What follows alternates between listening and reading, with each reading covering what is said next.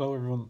So today we're going to have a quick look at how we would use the slope formula in coordinate geometry. Now the slope formula looks pretty similar to all of our other formulas, but I just want to go through the idea of a slope first before we get into how we'd use it. So if we look at these two images, each of these shows some hills. So the one on the left, we can look at this hill here. The one on the right, we're looking at a hill that goes up like this. Now, intuitively, we know that this hill on the right is steeper, and this hill on the left is less steep. So the term that we use to describe this in maths is slope. A hill with a greater slope just means that it's steeper, and a hill with a small slope just means that it's not as steep. We can also compare these two slopes.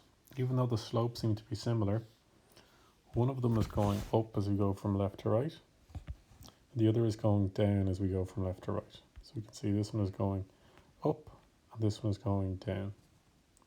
We're always measuring from left to right, the same way that we'd read the pages of a book. So the slope that's going up as we go from left to right is what we call a positive slope.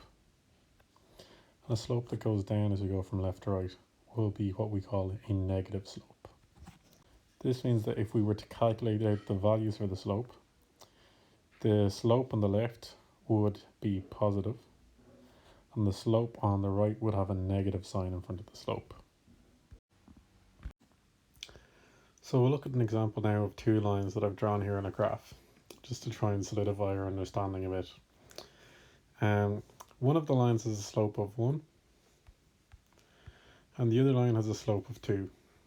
So using what we've already seen in the video, I want you to pause and see if you can identify which one has a slope of 1 and which line has a slope of 2. You can press play whenever you're ready to find out the answer. So we mentioned already that the steeper line will usually have the greater slope. So out of the numbers 1 and 2, the greater number is 2. So the slope of this line is 2, and the slope of the less steep line is 1. What these numbers actually mean is that every time you go across by 1 on the x-axis, you go up by 1 on the y-axis for the slope of 1. So again, every time you go across by 1 on the x-axis, you go up by 1 on the y-axis.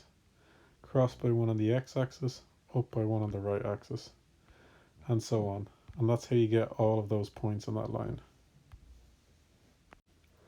For our blue line, the slope is 2, so that should mean that every time we go across by 1 on the x-axis, we go up by 2 on the y-axis.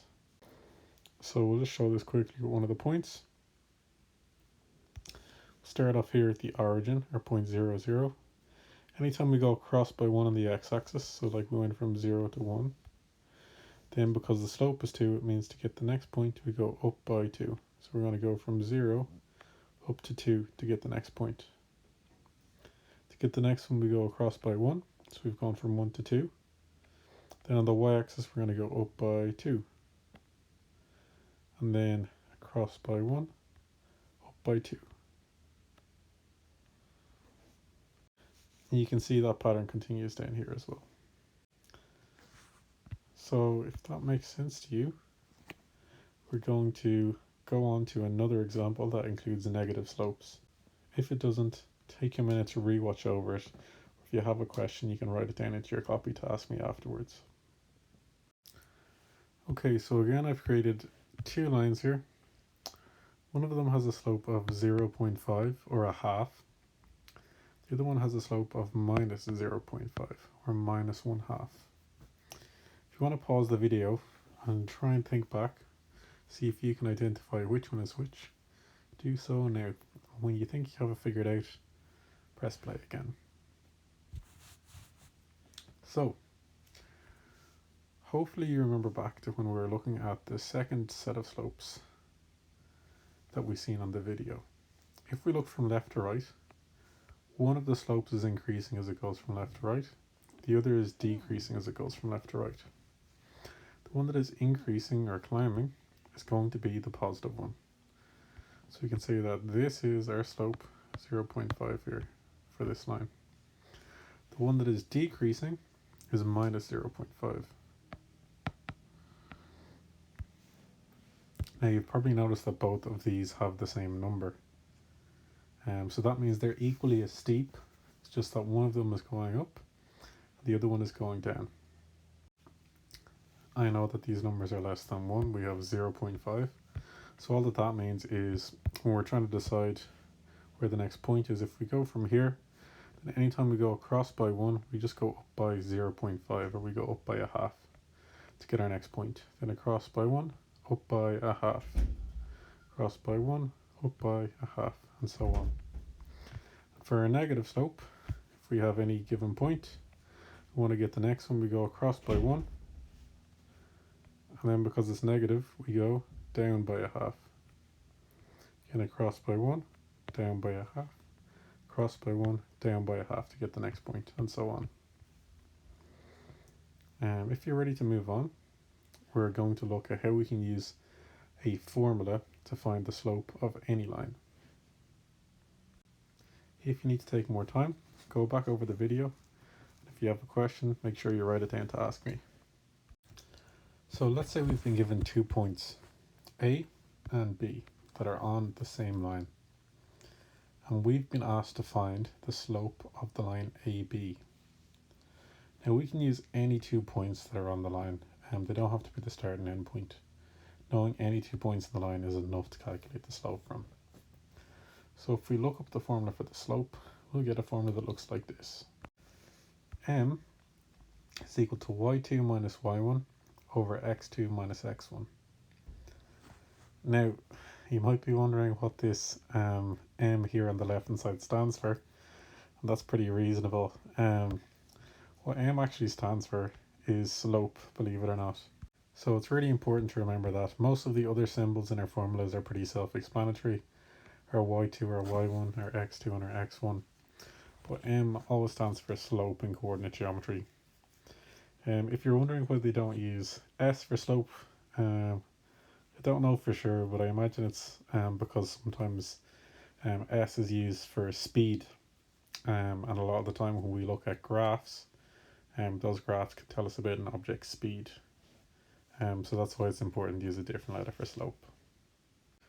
So, like normal, before we start filling anything into the formula, we need to decide what our points are going to be called. So I've decided to go with A as being my point 1. So I have the x coordinate of point 1, the y coordinate of point 1, and the same thing for our second point here, B. It has its own x coordinate and its own y coordinate, x2 and y2. Again, just a reminder that it's not x to the power of 1, y to the power of 1, or x squared and y squared. It's a subscript, so it's always beneath it. So now we can actually start filling this in to solve out the formula. M is our slope, we can leave it like M. y2 is 8, y1 is 3. x2 is 5, and x1 is minus 4. So now we can start working on solving this. I'm sure most of you have probably realised that minus 4 is not something that we normally write. So this will become a plus. But we'll get to that in time. So we'll keep going one line down after the other instead of across. 8 minus 3 gives us 5. And 5 minus 4 gives us 5 plus 4, or 9. So the slope of the line AB is 5 over 9. Okay, and if you have any questions at this point, you might want to write them down.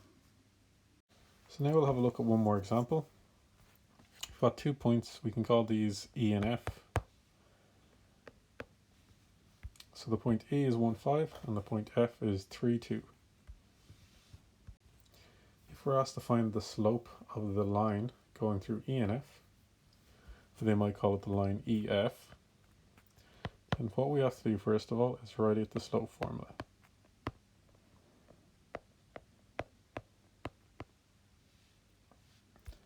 The next step before we can fill this in is to label all of our points.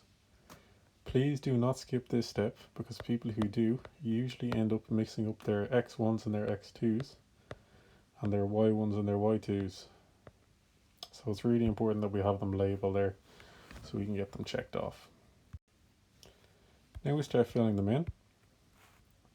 So our slope we don't know, we'll leave that the same.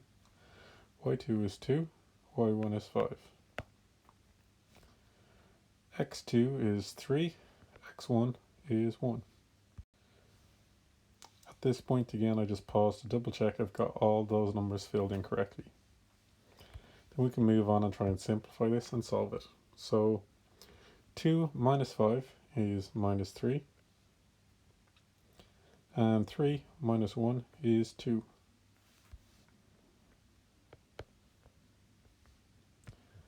So the reason why I chose this is because now we're left with a fraction that is top heavy, or you might remember the term improper fraction.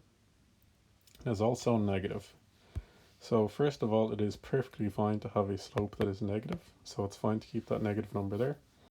Now as regards to the top heavy fraction, it's fine to either leave it as a top heavy fraction or to write it as a mixed fraction, which would be minus 1.5. Generally though, it is considered more useful to leave it as a top heavy fraction, because in your future study of coordinate geometry you'll be using the slope for some other stuff, and that can be easier then to do if you leave it as a single fraction instead of converting it into a mixed fraction. So for the time being, we'll leave our answers as top heavy or improper fractions. And again, it's perfectly fine to have a negative answer for your slope.